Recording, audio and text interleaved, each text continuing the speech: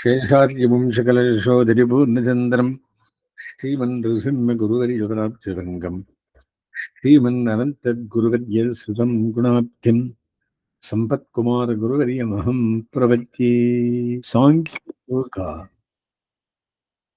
that is Nitya and Naimatika, related to day-to-day and occasional rituals, and having moksha, release, as the one single goal, all these rituals should be performed consistent with one's capacity, varna, and one's station in life. Those with scant knowledge having enjoyment and power as goal speak the flowery language, that is, flowers which look beautiful only as fruits. Veravadharadaha, meaning that they are interested in those Vedic portions conferring heaven and similar results, and ever that there is no bigger fruit. Those who cling so to sense enjoyment and material opulence are attracted by that speech, offering heavenly reports, and are unable to develop the resolute will of a concentrated mind. भोगेश्वर्य प्रसक्तानां तयार्पित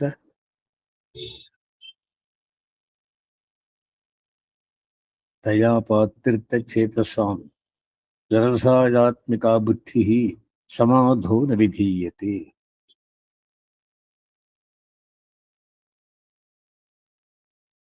Such persons whose understanding is sullied by flowery words, the mental disposition characterized by resolution, will not arise in their samadhi, defined as mind here. Neither will the knowledge of self in their minds. Therefore, in a mumukshu, on the other hand, aspiring for liberation, there should not be any attainment, any attachment to rituals aimed at acquiring objects of desire. The Lord responds presently to the following aspects. The fruits following from the rites prescribed in the Vedas, which are endeavoring to save jivas, are immeasurably small, and these produce only new births. Is it proper to give up what is given in the Vedas? Those who have acquired the three gunas, sattva, rajas, and tamas, are known with respective evidence.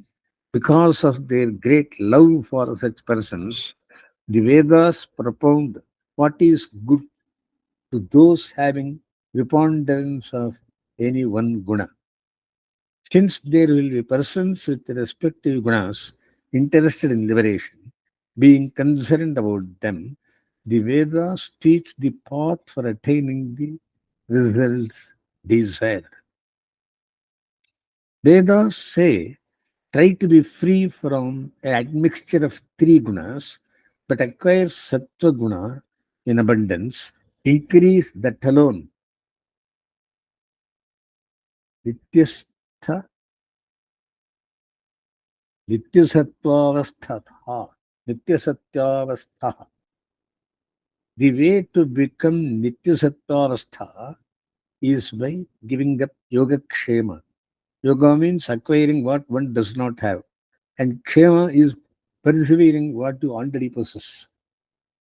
This presupposes abiding in pure sattva, do not acquire things not required for self-realization, and give up what you already have, which is not directed towards this. Abandoning these is a must for an aspirant after the nature of self.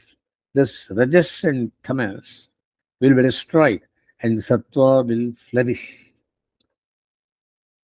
What does this say? त्रैगुण्यविषया वेदाः निस्त्रैगुण्यो भवार्जुन विद्वन्द्वो नित्यसत्त्वस्थो निर्योगक्षेम आत्मवान्. Further,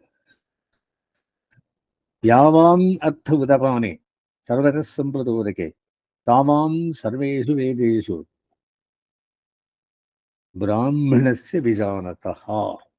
Just as thirsty person has as much need to quench his thirst, standing at the brink of water, overflowing on all sides, as with that served by a small well, so also a Brahmana who knows has the same use for all the Vedas. Whatever is required, he takes for use. He doesn't use all Vedas.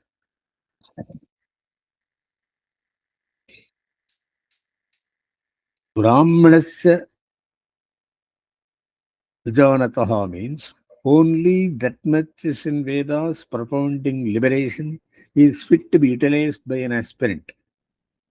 Just as a huge, overfull reservoir flooding on all sides offers only as much water as a small well can offer to a thirsty person, yavanarthaha. So also for a brahmana or mokshayati, only that much is acceptable which offers him moksha and not anything else. Having got settled in sattva, despite some results emanating from obligatory day-to-day occasional duties, nitya, naimittika, kamya. You have the right only to perform them and not in their fruits. Karmanyevadhikaraste, mavaleshakadavachana. While desire for fruits results in bondage, renouncing them results in my worship and a way of release. You also do not look upon yourself as an agent for acts with the idea of repeating their fruits. Established as you are in pure sattva and desirous of release, also think that you are not the cause of appeasing hunger, etc.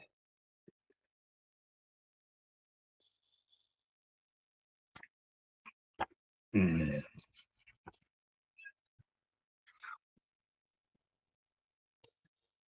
In work lies your jurisdiction, not in its fruits at any time. Do not regard yourself as the cause, sole independent or natural of work or its fruit, nor let your attachment be to inaction. Mate sangosta karmani. Yogastakkuru karmani. Sangam tyaktva dhananjaya. Siddhyo samo bhutva. Samatvam yoga vicchate. Remaining in yoga, do deeds, giving up attachment in wealth and relatives. O Dhananjaya, and retiring and not attaining victory or failure. Be equanimous. Equanimity yoga is said to be.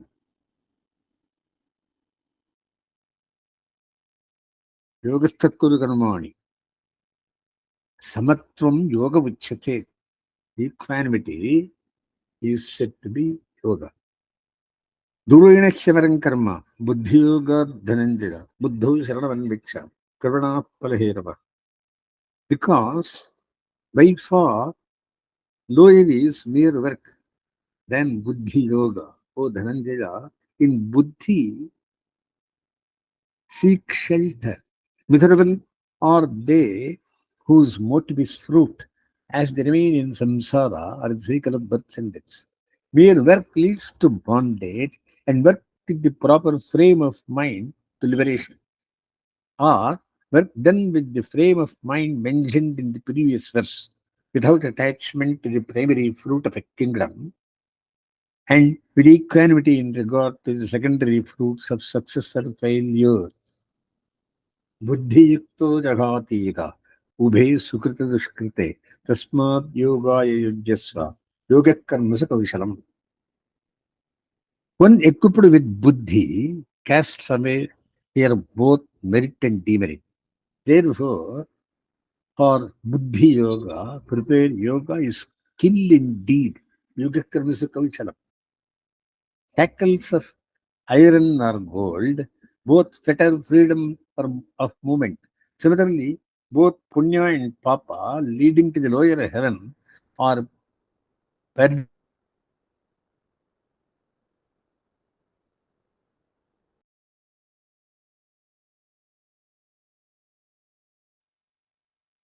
श्रुतिविप्रतिपन्नोति यदा स्थास्यति निश्चला समाधावचला बुद्धिः तदा योगमवाप्स्यसि. When by hearing specially gained from the all-knowing, all-powerful, and the all-merciful Lord Himself, who is not subject to the defects of delusion, deceit, and carelessness, and whose relationship is not artificial, your knowledge, unshakable, stands steady in the mind. Then yoga you will attain. Samadha achala buddhihi tada yogamavapsyasi.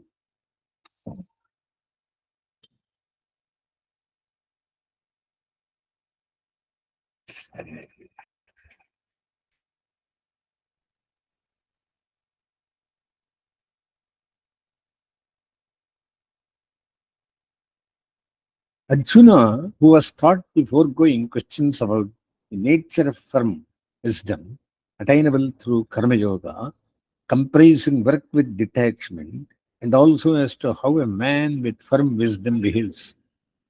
What is speech? Ka bhasha of a man having firm wisdom with mind under control. How can one describe his state? What is his nature, Swarupa? This is the interpretation of how does a man of firm wisdom speak, etc. That is, Thirapratyasya ka bhasha, Samadhistasya keshava, Siddhiti kim pravasheta, Kimasiru vedekam. Now, step by step, we must understand this. First is Arjuna Vishada, next is Sankhya Yoga, a lecture on immortal soul in the mortal body. Then Karma Yoga. Karma Yoga, Mahabhalesha Kadachana, Karmanyevadhikaraste. So, bereft of three desires, that is, doership, ownership, as well as fruits of action. Left leaving these things, if you do give a duty, that is Karma Yoga. Now, this Sajjana is a Kshatriya who has to fight according to his dharma. So, irrespective of the fruits of action, is whether labha labho jaya jayo, he may either win or lose. Ato va propsisi sargam, jitva va moksha se mahim, moksha se mahim. If you are dead, meaning if you fail, you are going to moksha. And if you win the battle, you are going to rule. Therefore, if you do all these things, it will result in sthiraprajnata, the status of which is explained in further four shlokas. The four stages of sthiraprajnata and other characteristics that are narrated is in Jnana Yoga. So, the step by step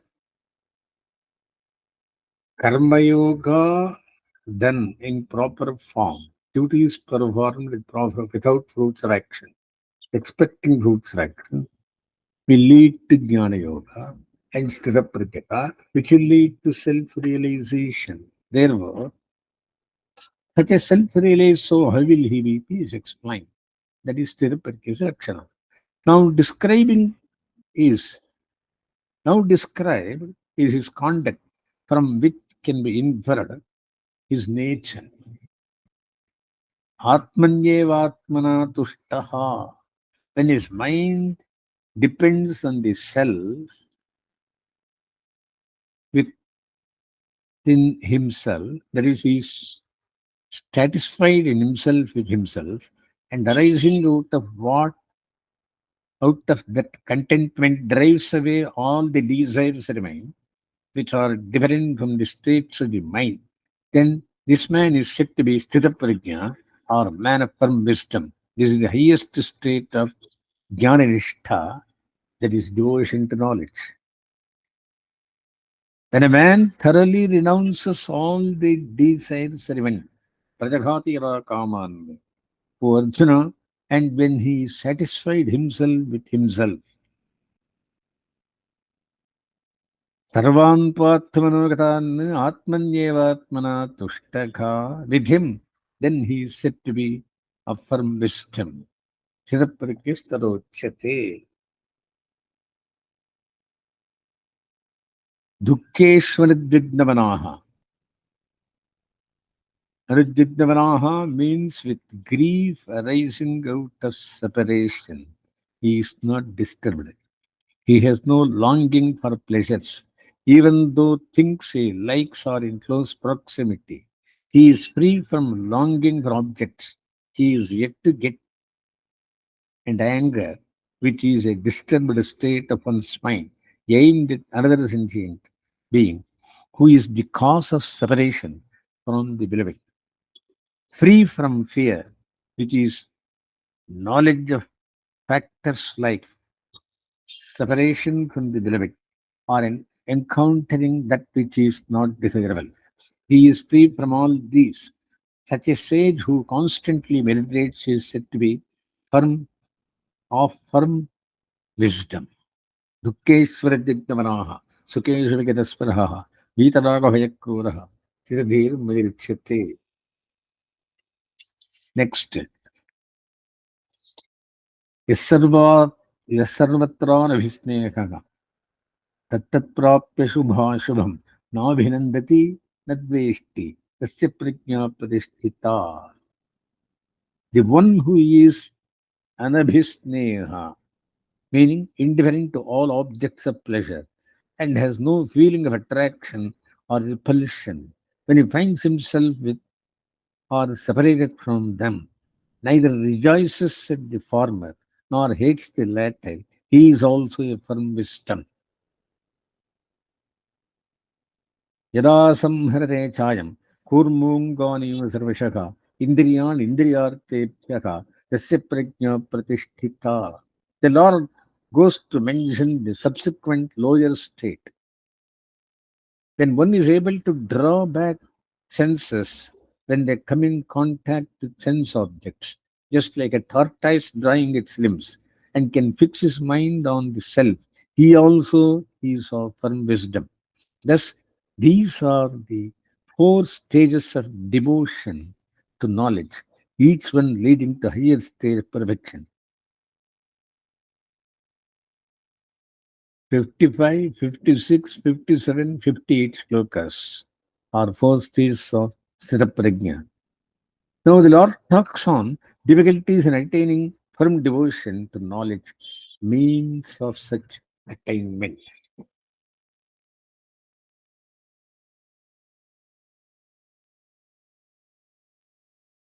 यदा संहृते चायं कूर्मोऽङ्गानीव सर्वशः इन्द्रियान् इन्द्रियार्थेभ्यः तस्य प्रज्ञा प्रतिष्ठिता. When one is able to withdraw his senses from sense objects on every side, just like a tortoise draws its limbs within the shell, then his wisdom is firmly set.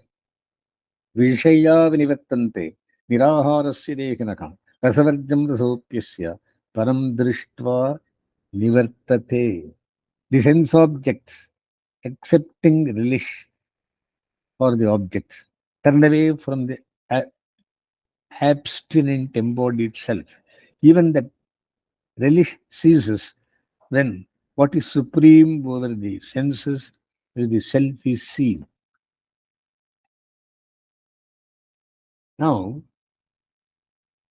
the Lord talks on difficulties in attaining from devotion to knowledge, means of such attainment. Food for the senses or the sense objects. Niraharasya, meaning abstinent, embodied being, rejecting sense objects, but not the Vishaya Raga. There is the relish for them, hankering. Hankering for sense objects does not vanish by abstinence alone. But yes, it is.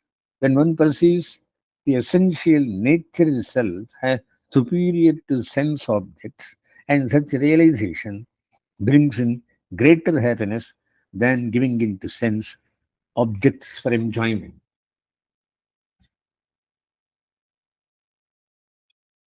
Vishaya vinivartante niraharasya dehinah rasavardam rasoप्यस्य param drishtva niraktite.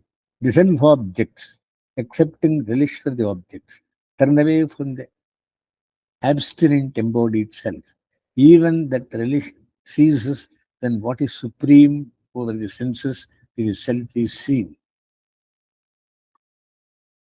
Experience of the self alone results in keeping away from sense objects, and the hankering for them is still present. Even a wise man, despite his efforts to restrain them, becomes violent. Thus, restraining the senses is dependent on vision of the self, which itself depends on the former. Because of this mutual dependence, the jnana or firm devotion to knowledge is hard to achieve. Yadadokya kaunteya पुरुषस्य विपश्चितः इन्द्रियाणि प्रमाथीनि हरन्ति प्रसोमनः तानि सर्वाणि संयम्य युक्त आसीनमत्परः वसेहि यस्येन्द्रियाणि तस्य प्रज्ञा प्रतिष्ठिता. The mutual dependence talked about between subduing the senses and the vision of self is difficult to overcome, and the senses cannot be easily conquered. Hence, only by fixing the mind on me, that is Krishna Paramatma, the only auspicious object, let him remain resolute. Such a mind alone, bereft of impurities and without attachment to senses, can control the senses. Such a mind will be able to experience the self. Vishnu Purana declares, as fire aided by the wind burns away a forest of dry trees, so also Vishnu, abiding in yogins' hearts, destroys all these sins. The present text also propounds the same. तानि सर्वाणि संयम्य युक्त आसीरवत्परः वशेहि यस्येन्द्रियाणि तस्य प्रज्ञा प्रतिष्ठिता.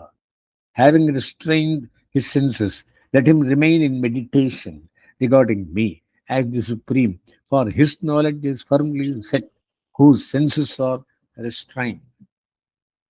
ध्यायतो विषयान् पुंसः सङ्गस्तेषु विराजते सङ्गात् सञ्जायते कामः कामात् क्रोधो विराजते क्रोधात् विवरसम्मोहः सम्मोहात् स्मृतिविभ्रमः स्मृतिभ्रंशात् बुद्धिनाशो बुद्धिनाशात् प्रणश्यति.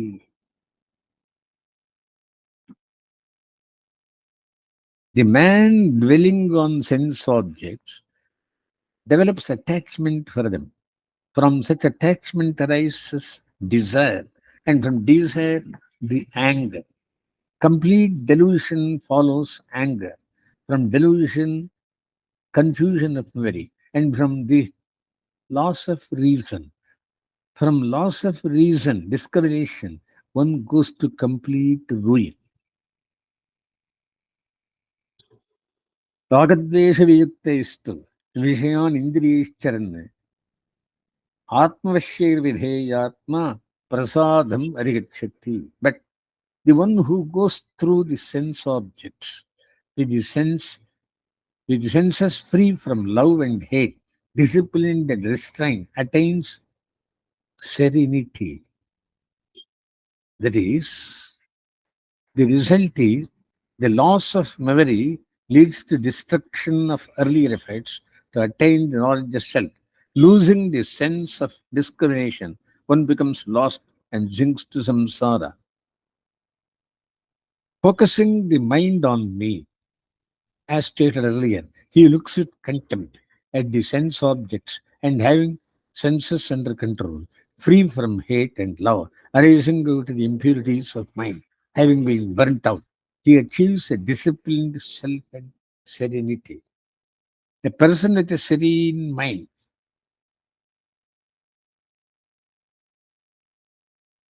rid of all sorrows, emanating from contact with matter, prakriti sambandha. He is free from the dosha inimical to vision of the self, the buddhi, and has pure self for its object. With serene mind, sorrow vanishes. The one who does not fix his mind on me, although he is striving to control the senses, in him right disposition of buddhi related to pure self does not arise. Not able to think on pure self due to lack of meditation on it. Sense Objects are sought, and hence there is no serenity, thereby depriving himself the eternal and unsurpassed bliss.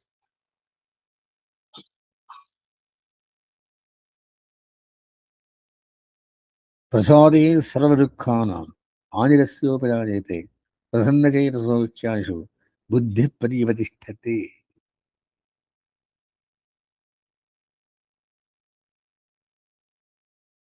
This is to suggest that without the help of devotion to God, practice of control of the senses through willpower will not succeed. There is no buddhi for one who has not controlled his mind, nor for him is there contemplation of self without which there is no peace for him. And for one lacking peace, can there be happiness? नास्ति बुद्धिर्युक्तस्य न चायुक्तस्य भावना न चाभावेता शान्तिः अशान्तस्य कुतः सुखम्. इन्द्रियाणां विचरतां यन्मनो अनुविधीयते तरस्य हरति प्रज्ञां वायुर्नाम विवाम्भसि. For one whose mind follows the senses, indulging in their objects, just as a strong wind sweeps a boat on water, so also his senses on which the mind focuses carry away his understanding. A person with a weak mind allows his mind to hanker after the senses and indulging in sense objects, loses inclination for pure self. Just as the wind is in a contrary direction, misleads a boat, so also wisdom is carried away from such a mind. तस्माद्यस्य महाबाहो निगृहीतानि सर्वशः इन्द्रियाणि इन्द्रियार्थेभ्यः तस्य प्रज्ञा प्रतिष्ठिता. Therefore, O mighty armed, for him whose senses are restrained from their objects on all sides, his wisdom is firmly set.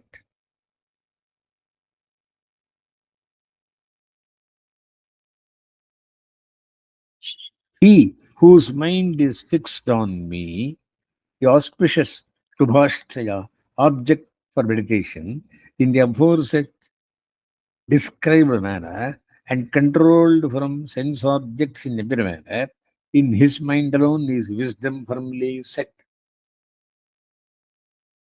यानिशा सर्वभूतानां तस्यां जागर्ति संयमी यस्यां जागृति भूतानि सा निशा पश्यतो मुनेः. What is night for all the beings is the time of awakening for the controlled one. And the time of awakening for all beings is the night to the introspective sage. The Lord speaks now on the state attained by one whose senses are restrained and has a serene mind.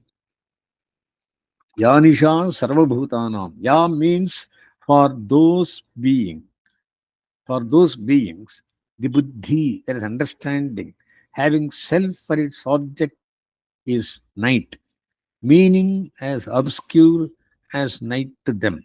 But he who has restrained the senses being serene is awake with respect to the self, that is, has the vision of self. In respect of senses like sound, all are awake, but a sage has such objects covered by night. He is awake only to the self. Apuryamanam Atalapratiష్టம் समुद्रमापः प्रविशन्ति यद्वत् तद्दत्कामायं प्रविशन्ति सर्वे स शान्तिमाप्नोति न कामकामी. विघाय कामान् यः सर्वान् पुमांश्चरति निःस्पृहः निर्ममो निरहङ्कारः स शान्तिम् अधिगच्छति. Kamaha means objects of desire like sound, etc. And the person who wants peace must renounce all such sense objects. He should not have longing for them and be without the mindness sense towards them. Ownership. Such sense results from mistaking the body, which is non-self, to be self. Living this way, he attains to peace after seeing the self. Chitvasyam antakalepi dharmajarmanavicchit vihaya kamanyas sarvan umaschirisprisada nirmamo nirahankaragha sashantim varigachati yesha brahmi stirih partha nainam prapya vimuhyati Chitvasyam antakalepi brahmanirvanam vrichyati. This is the Brahmi state, O Arjuna. Having reached it, delusion is overcome and established in this state, even at the hour of death, one wins the self. Summing up the second chapter, the Lord intended to free Arjuna of delusion, who was unaware of one of the real nature of self, two, that war is a means for attaining self. He had withdrawn from the battle since he thought body is itself the self. The Lord imparted his knowledge, known as Sankhya, or the understanding of the self, besides the path of practical work without attachment, which together are aimed at steady wisdom of Sthita Prajnas stated earlier. So, four things to remember: ejection of Arjuna in 10 stanzas, Sankhya Yoga in 20 stanzas, Karma Yoga in 15 stanzas, and Jnana Yoga, that is Sthita Prajnata, in 19 shlokas. Total 72. Sri Yamanacharya in this Gita Sangraha echoes the same opinion.